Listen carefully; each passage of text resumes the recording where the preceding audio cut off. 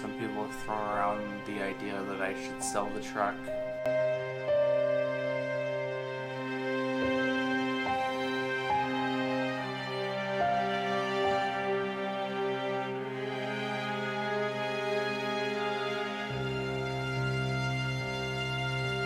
Worst case scenario. Hello and welcome back to another video. I really wish we were meeting under better circumstances, but to fully explain what's happened, we're gonna have to go back to October 7th, almost a month ago. Well, today's not been a great start to the day.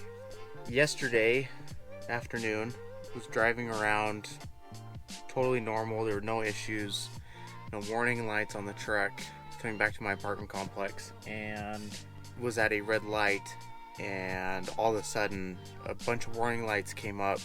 Check engine light, service StabiliTrak, which is similar to like traction control. It said parking sensors require service, and a few other warning messages came up.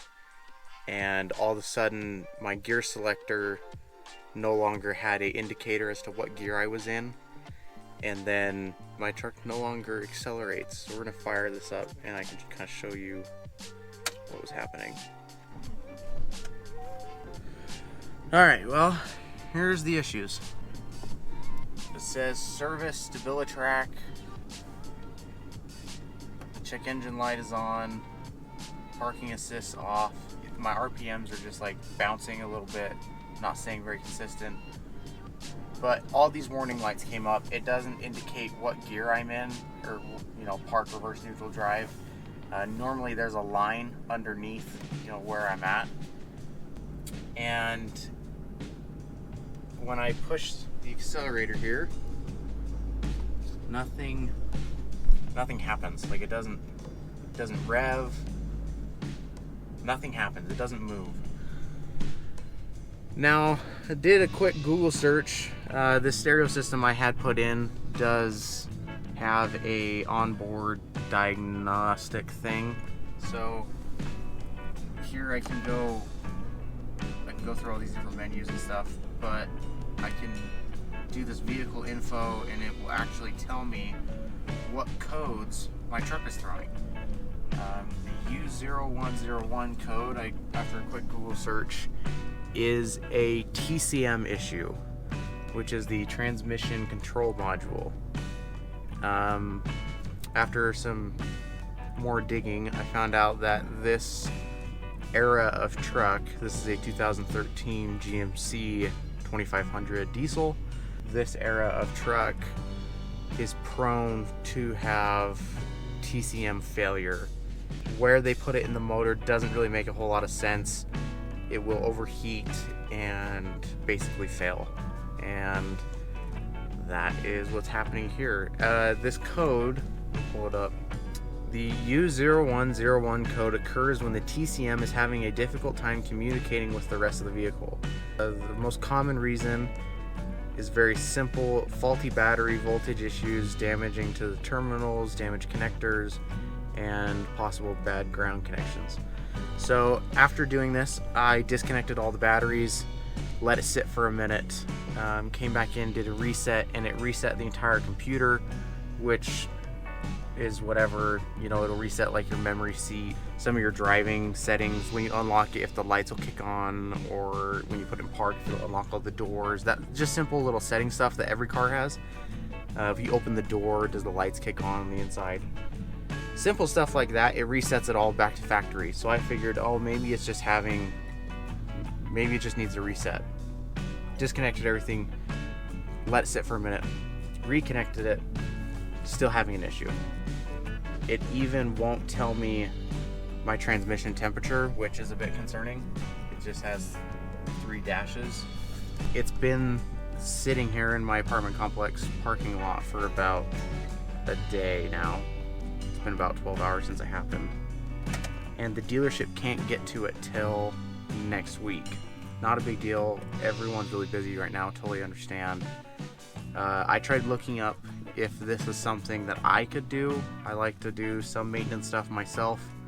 I'm not very mechanically inclined by any means, but I do like to do some of it by myself, and I find it fun and challenging, especially when it's something that I've never done before.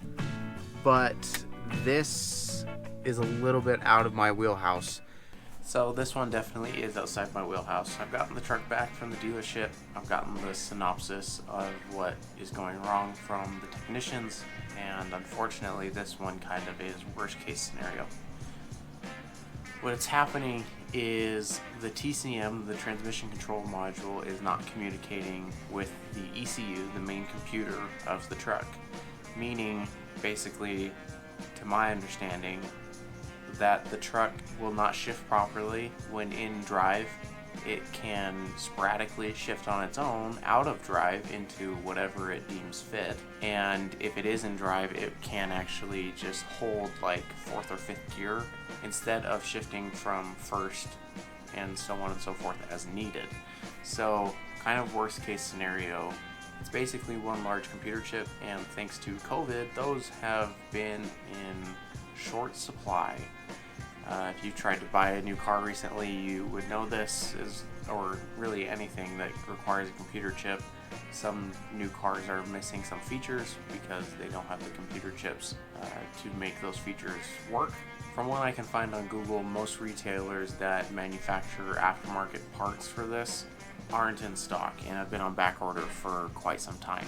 Unfortunately, some people that do have used or new are reselling them for an absurd amount of money. I've seen a few of the exact one I need, brand new, still in the box, for $10,000. This part normally is about $600, $600 to $700 depending on where you get it. You can get some like crazy tuned ones for a little over $1,000, but $1,000 roughly, give or take, is what it should be at. $10,000 is a bit of a jump. I'm not willing to spend $10,000 on a computer chip that should cost $1,000. That's dumb to me. I don't want to do that. But in deciding on not doing that, that means that I'm not driving the truck. The truck is actually sitting at the dealership. They've ordered one. I don't know who they ordered it through. I'm assuming straight from GM, or if they have some other aftermarket places that they're like on a list for, because from what I have found on Reddit and Google and some other diesel forums, that trucks have been sitting for several months waiting for parts. When I heard back from the dealership about what has happened, what the next steps are, what is failing, what needs to be replaced, they told me that they've had a truck same year as mine at the dealership for 3 months, just sitting waiting for this part. And unfortunately, mine's going to be the same. I'm not willing to drive it and risk the possibility of it shifting on its own sporadically out of drive into, say, reverse or park, or from 5th gear down to 1st all on its own. I don't really want to ruin a transmission. Those are about $8,000 to $10,000 just for the transmission. That's not including install, so I'd rather not have to pay for that as well. But what does that mean overall? Overall, no overlanding, overnight camp trips for the foreseeable future. And I had some really fun stuff in mind, some stuff planned to do before the snow flies. We've started to have a little bit of snow here in Utah, and unfortunately it looks like those plans are not going to happen. It is what it is. It's part of life. Things go south. Things don't always go as planned. Kind of sucks, but it is what it is. Thankfully, my brother's here with me at college, so if I do end up needing a vehicle, he's not too far away if I need to go somewhere for run some errands or something. But I am kind of stuck. I don't have multiple vehicles. I'm in college, as some of you may know, and I don't have a plethora of a garage to just switch vehicles when something goes wrong. So some people have thrown around the idea that I should sell the truck. I wouldn't get nearly what I would want out of the truck because it doesn't run properly, and no one's going to want to buy a truck that shifts on its own sporadically, and no one would want to pay full retail for a vehicle like that. I don't think anyone would want to buy a truck that also is backward on the part that would make it run properly. I could be wrong, but I don't think, at least I would not want to buy a vehicle like that. So for the time being, no more camping videos for the next little bit. I don't have an ETA. I've contacted several private companies that do make this on their own to get put on a wait list, that if they do have something that comes available, they'll let me know. I can buy it, give it to the dealership, or get it pre-programmed and plug it in. I don't know. So there's no ETAs. From most of the people that I've contacted, I cannot find an ETA, and I'm definitely not going to eBay or Facebook or whoever and buying a used one for double the price that's got 150,000 miles on it that's probably going to fail on its own shortly after I buy it, knowing my luck, or paying $10,000 for what someone says is a new one that very well could be a used broken one, and I pay an independent seller a bunch of money and then never hear from them when something goes wrong. I'm not willing to do that, so it sucks. The truck isn't going anywhere. I'm not selling it. We're gonna fix it. Don't know exactly what to do next in terms of mods to it, but pretty much that's what I'm spending most of my time now, is looking into things that I would like to add to the truck. So the truck isn't going anywhere. It's not for sale. We're gonna fix it. We're gonna get back out to doing more camping trips and more adventures and stuff like that.